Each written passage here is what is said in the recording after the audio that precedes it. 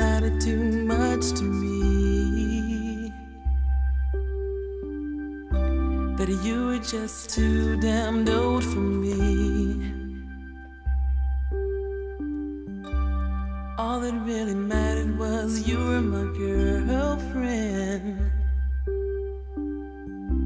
And baby, that's all that mattered to me. Let me love you down, even if it takes. This is body wave music. Shout out to Ready for the World. I think they were from what, Minneapolis? I believe so. 85. You know, that blue album cover. They all had those curls popping. Melvin Riley, that was the lead singer's name. So shout out to them. Okay, Andy, you in the mood tonight? You feeling it? Or that is to set up, you know, the young love situation that we're going to discuss briefly a little bit. You're locked into hour 3 of RSVP with Jill Munroe here on KBLA Talk 1580. Now listen, I know you're a little burnout on the Jada, Will, Tupac, August, all of the story, but she has a memoir that's coming out next week, an hour special with Hoda on NBC, an hour primetime special that is dropping. So, you know, there's going to be more, right? But again, I subscribe to you, much as I did last night, that we have known this. Will and Jada told us. Also, Will and Jada didn't invite us into the group chat about their entanglements and stuff. They were out just living their life, kind of doing what they were doing. Hi, Heidi De La Rosa. Look that up. Look that up. Because while Jada was in her entanglement with August, Will was traveling the world with Heidi, right? We don't know what the real status was. But the reason why all of this came to surface, the reason why we started hearing certain aspects was because August could not control his heart. Let us reflect back to his interview with Angela Yee a few years back. I actually sat down with Will and had a conversation due to the transformation from their marriage to life partnership that they've spoken on several times, and it, you know, not involving romanticism. Mm-hmm. He gave me his blessing, and I totally gave myself to that relationship for years of my life, you know, and I truly and really, really deeply loved and have a ton of love for her. I devoted myself to it. I gave my full self to it. Okay. So okay, much okay. so to... We can let out, we don't need to hear all that. Poor August, he's heartbroken, I understand. But the key thing there is he said exactly the same thing that Jada said in his book. He said that the romantic love had ended between them. It was still a partnership. Will gave him his blessing. He said that. He said that they had been saying that August, saying that publicly for a long time before he came in the picture. So he even acknowledged that it was out there. We just kind of took it how we wanted to take it, and they couldn't be bothered to correct us. And we know that. Listen, I'm not trying to say that there wasn't a bit of dishonesty in that, a little bit of concealment, but are you allowed to do that with your personal relationship? Is it totally dishonest? Because I look at it and I do believe that they still have love for each other. It just may not be the romantic love. It just may not be in that same sense. And for worse, that doesn't necessarily mean that you still have to, now granted, some people may disagree with the stepping out and the other relationships. I can't say what is okay for two grown adults in their situation. But what I can say is that sometimes that lust and that romantic portion of marriage fades. And there are lots of relationships that stay together for the betterment of their family, for their situations, and move forward. I mean, heck, we were just talking about a couple of weeks ago, Wayne Brady and his wife, how he lives with her and her boyfriend, and it works out better for them. I mean, well, they live with him, something like that, you know, for the kids. So it's not unheard of. Fahima in the chat says, Jill, you are correct. They clearly said on Red Table Talk about the entanglement that they were going through a separation at the time and declared bad marriage for life. And I kept saying bad marriage for life. And Fahima, I'm glad you brought that up, because next clip, Andy. You and I were going through very difficult time. Yeah. And we decided. I was done with your You kicked me to the curb. I was done with you. Yeah. Marriages have that, though. Marriages have that. Yeah, we basically, we broke up. And then what did you do, Jada? Well, I think from there, as time went on, I got into a different kind of entanglement. So, I mean, look, there it is right there. They said they were separated. They said it. They told us. They told us. And then, what happened? They followed it up with, wait, did I already, is that the 3 that were on there? I might be mixing up my clips now. So, Will and Jada told us. I want to establish that. So, the next thing that I want to bring up is, I have always maintained that everybody else was like, Jada's in love with Pac, and she's this thing. And she has always kind of maintained that, look, I loved him, maybe my soulmate, but as a friend. And so, she talks about turning down his marriage proposal. She has talked about that for years. But we kind of, heard what we want. We still felt like, you even speaking on it, Jada, is betrayal to your husband. Maybe. Depends on who you ask. When we come forward, we're going to play Jada and her telling you that, look, Pac might be my soulmate, but there was no romantic chemistry between us whatsoever. So, y'all gonna sit with that, all right? When we come forward, we'll have all of that and more. You're locked in with RSVP with Jill Munroe on KBLA Talk 1580. Trending topics and the hottest happenings. You're listening to RSVP with Jill Munroe on KBLA Talk 1580. If you're like me, 60 and retired, making ends meet, especially here at the supermarket and drugstore, is tough. I'm so blessed to have found benefitscheckup.org. It's a free and confidential website from the National Council on Aging that connected me to $1,200 a year in programs that help pay for food, medicine, utilities, and more. Maybe it can help you. benefitscheckup.org. We're celebrating 1 year of the K. From checking out the vibrant art and diverse dining in Leimert Park to cheering on your favorite team in Inglewood, you can choose your own adventure when you ride the Metro K-Line. Leave the car at home and go Metro. Visit metro.net/K-Line. Now. We tend not to think about now. We dream about tomorrow, relive yesterday. But right now in front of us is victory over cancer. Right now, cancer research funded by the V Foundation is leading to better treatments and saving lives. Victory over cancer is there for the taking by you, because today's cancer research is tomorrow's victory. Learn more at v.org. Don't give up. Don't ever give up. Is your eyesight changing? I can't read this anymore. Don't lose hope. People just like you are working every day using Braille, screen magnification, speech technology, and other tools and blindness skills. Your eyesight may have changed, but your goals, they don't have to. We can help. Visit us on the web at blind.org. The National Federation of the Blind. Live the life you want. KBLA Talk 1580. We've got a lot to talk about. KBLA Talk 1580 joins you in standing for education as a right, not a privilege. Charles R. Drew University of Medicine and Science is a private, non-profit, community-founded, student-centered university committed to cultivating diverse health profession leaders who are dedicated to social justice and health equity for underserved populations. CDU does this through outstanding education, clinical service, and community engagement. Recently, Charles Drew University made history by opening only the 5th medical school at an historically black university. Congratulations, South LA, and congratulations to the Dean of the medical school, Dr. Deborah Protho-Stith. CDU is now training doctors and providing $90 million in annual economic benefit to Watts and surrounding neighborhoods. To apply for medical school, get more information, or sign your child up for the Junior Doctors Saturday School program, visit cdrewu.edu. That's cdrewu.edu.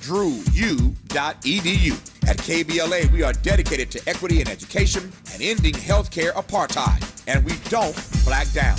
This is a community call to action from KBLA Talk 1580.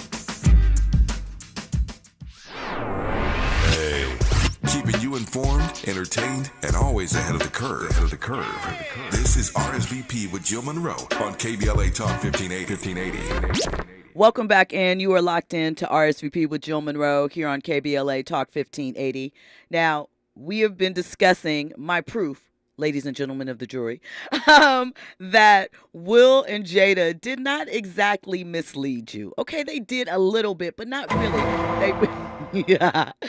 They gave you the facts, and it was up for you to decipher and take away from it what you wanted to. This is something else. Before we play the clip about Jada and her discussing her chemistry with Pac.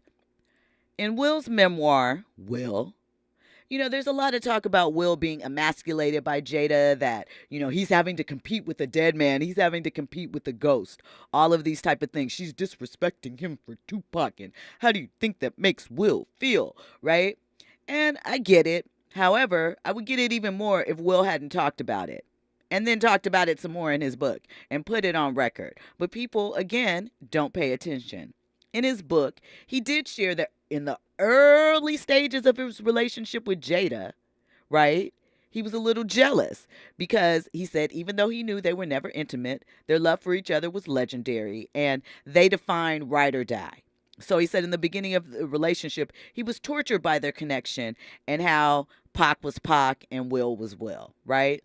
And he said, like Harry, who's his dad, Pac triggered the perception that he had of himself as a coward, right? That's important to remember when we go back to the slap and those things or whatever. But he said, I hated that I wasn't what he was in the world, and I suffered a raging jealousy, and I wanted Jada to look at me like that. So he did feel that way, okay? He did say that.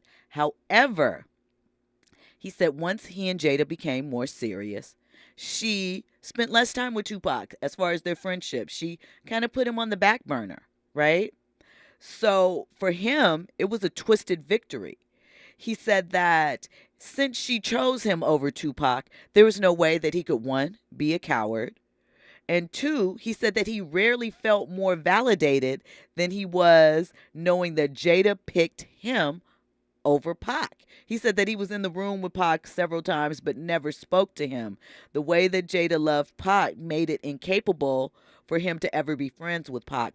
He was too immature. But he felt that he won the victory because he won the woman. So stop saying that Will has been, he is tormented by the ghost of Tupac. He's saying that he dealt with those issues 20 plus years ago. You guys are tripping. Now, let us listen to Jada as she explains why, though she loves Pac, though she believes he's her soulmate, there was no romantic chemistry. Has there ever been a time that you regretted the decision that you made not to take it to that level with him and to keep it in the friendship space? It just wasn't possible. There was no chemistry between us. I talk about it in the book. That's so hard. I know, but that's just so hard to imagine. Because at the time, he was in he was in a space where, he was in jail and all that. But it's just hard to believe. We see chemistry with the two of you guys. Even in the videos you guys dance, and there seems to be so much chemistry. But from your perspective, chemistry, it's that friendship, love chemistry. Trust me. Let me tell you, don't think that Pac and I, like I write in the book, we had those moments. And I wish I could get people to understand the repelling nature. It was almost like God made us that way. It was like, look, I'm going to put y'all together. All right. Y'all going to be a dynamic duo. But I'm going to tell you right now, I'm going to make it so. Y'all not going to be able to get together because that just wasn't the purpose. So, again, I said that before this clip was out. And shout out to Crystal Jordan at Rolling Out. She is the interviewer that was on that clip. Jada, of course, is doing her press for the book. She also hopped on All the Smoke with Matt Barnes and Steven Jackson. And of course, if you know anything about those two, they love Tupac, idolize him. Matt has some Tupac tattoos, Tupac portraits in his home. So there's more Tupac talk with them on there. She talks with them about Pac's proposal when he was in jail. And she felt like Pac was down bad. When she saw him, that he was being desperate in proposing to her, so she didn't take him seriously. However, I said this before this interview came out, and in general, she's always maintained that they were only friends and it was a platonic love. But people ran with that and kind of added in their own spin on it. Yes, I recognize that her daughter Willow was writing poems to a dead man, as people always like to point out, but the entire world is still mourning Tupac's death. The entire world still references Tupac as an artist, as a poet, as a visionary. So if your mom had a friendship with him, and this is a man that's revered across pop culture, is it so, and I'm not saying it's normal, but is it so off base? We see people right now. I just talked about Matt Barnes and Steven Jackson. Matt has this man's face tattooed on his body. He's never met him. So I don't know. How do we look at things? How do we look at it? Fahima's, forensic account says he would have dumped her eventually anyway. Who Pac? Might have. Pac was busy. Pac was active. And Pac was also very much into, when he was in jail, he wasn't with Kadada yet. He hadn't gotten to that. But I just think that it sounds good, especially in hindsight, especially in review. I saw a comment where someone says, has anybody fact-checked Jada's stories, whether they're the truth? And I understand that, but I also think that a lot of people got carried away with the what if because of what they saw. And maybe she should have stepped in and cleared things earlier, but why not monetize it? Everybody else has. Fahima in the chat says, Jill, people hear what they want to hear and often view things through their own personal baggage. By the way, I can't believe Earthquake had the nerve to fix his mouth to even speak on Jada Pinkett-Smith and Will. Tony Yayo says, I can't take Steven Jackson seriously. Matt Barnes is the adult between the two. Matt Barnes certainly carries the show as far as his interview skills and so forth.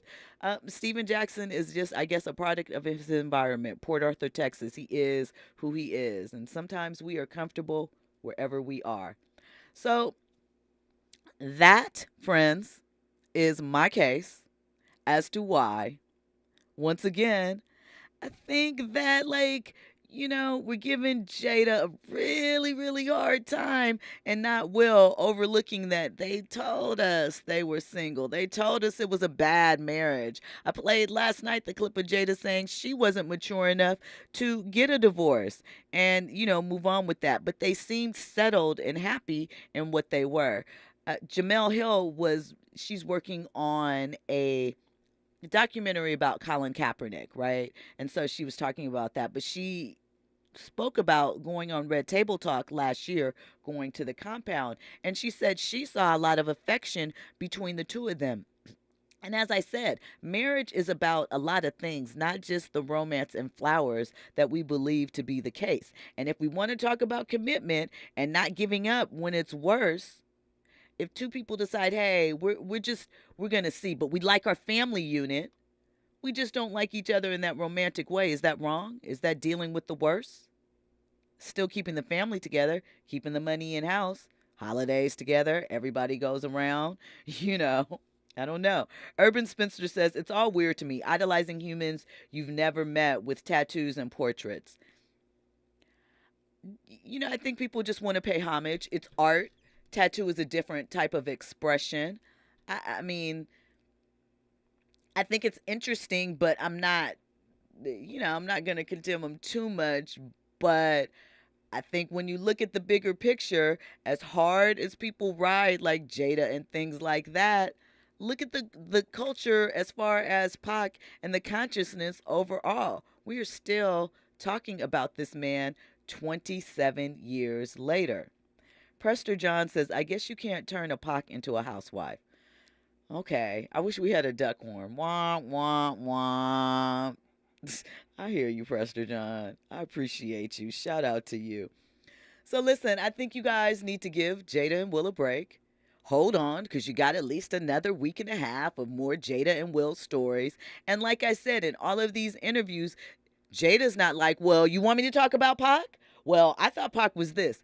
Every one of these interviewers, have asked these questions. Why? Because everybody wants to know their own little tweak, their own little version of it. And I feel like that has been the case with her over the past 20 years. And everybody is like, will you shut up talking about Tupac, Jada? But you're not telling these people to stop asking her about it, right? Because if they're not asking, then it's no conversation. So, I don't know, just some things for you to think about, some things that you may want to consider. All right, I have a question really quickly. This is a story I wanted to talk about before we get to our interview with Tasha of Official Wags Unfiltered. One thing, a reminder, if you're in YouTube, this will be an audio only interview. So if you haven't already, this is perfect timing. Go download the app because you're not going to want to miss this interview. It's really interesting. As I said, we talk about one of the topics that I discussed with her. I asked her based on like things with this Miles Bridges case. She had a connection to them and so forth. Did she believe that the domestic violence issues in professional sports was as great as we see or as is talked about? And she answered very honestly. And she also said that there is one sport that is heavier and you see more of it than the other. Didn't surprise me. Probably isn't going to surprise you when you really think about it. But it's an interesting perspective and some of the things that she went into related to that. She also shares like, you know, some of the people that have tried to play her off or get her page deleted and things of that nature. So make sure you download the app so you can check all of that out in a little bit. Now, this story is kind of crazy, right? It comes out of Humble, Texas. Shout out to KNS 5 because they covered it. So the administration at Pine Forest Elementary School found a pill bottle of melatonin in a teacher's classroom, right? After further investigation, they discovered that the teacher was giving melatonin gummies to her students without the parents' permission or the school district's knowledge. The mother of one of the students said that she noticed that on some occasions her son, who's nonverbal, would come home and be a bit disoriented. But the principal, you know, the parents didn't know what was going on. The principal called and let them know. They found out it was melatonin gummies. They don't know which strength. They did find the bottle, and they said that they noticed maybe 3 occasions when the child came home lethargic. Right? She said that the teacher had phoned her a few times asking what does she do at home and what does she suggest she can do to get him calmed down in school, that he was very, very active. And the mother said that, you know, the only thing that she could think about was that she was asking, well, that she told her have his favorite snacks and that he does like gummies. And she says, does he take gummy vitamins? And the mom was like, yeah, things like that. So it's an interesting, like, listen, you're not supposed to give anyone's children some type of especially a sleep medication. Melatonin is something that is naturally in our bodies, but these are elementary school students. What are you doing? I guess she was like, I can't handle this classroom. I can't handle this pressure. You guys need to do something. And since you're not helping me, I'm going to help myself out. They haven't released the woman's name. There's no information yet of any pending charges or anything illegal like that. But how would you react if you found out and you knew your child might be a little unruly or, you know, have some needs where sitting in school can sometimes be a challenge? How would you react if you found out a teacher gave them some melatonin to ease the time? That is crazy. That is bold. I don't know. I wouldn't feel comfortable doing that. And I don't think you would not think about the repercussions of that. Like, you think you're not going to get caught?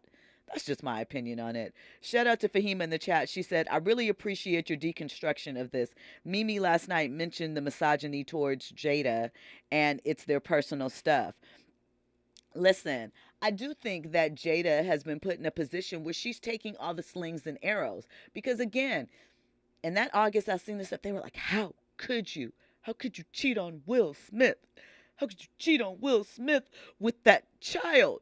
You know, and again, that's a conversation for another day, whether it was appropriate, not because of the age, but because August had a relationship with her son to a degree, if that was like a proper situation for her to get into. I'm hands off on that. That's not really my business. I don't think that it would have been a move that I would have done, but you know, they have a different family dynamic, so it doesn't really matter what I would have done.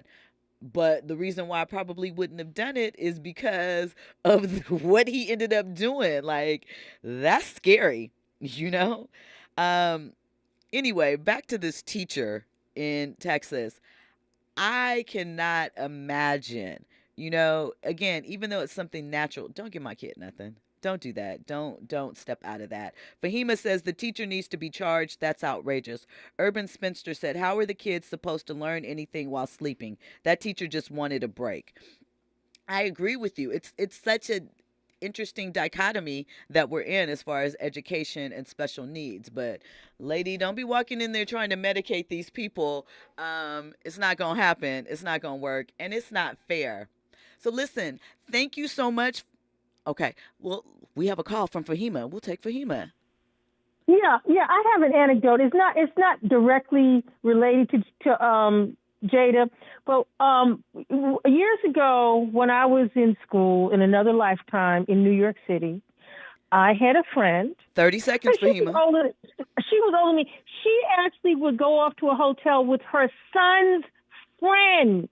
She was having an affair with. She was in her 50s, and her friend was like 20-something, and she was sleeping with her son's friend, and I was like appalled. Listen, I mean, do what you do. Hook up with who you want to. We also talk about professional athletes that are dating older women now in my conversation on the other side with Tasha from Official Wags Unfiltered. So make sure that you guys are locked in for that. Thank you, Fahima, for that story. I'll put it in chat. I appreciate you so much. Make sure you guys are downloading the app if you are on YouTube. Listen, you don't want to miss this interview. You know, Thursday is my Friday. Thank you for rocking with us, VIPs. After this interview, you will hear the best of KBLA. Again, I appreciate y'all. Make sure you are back here locked in for KBLA tomorrow, and make sure you are back here locked in with me personally on Monday. Have an amazing weekend.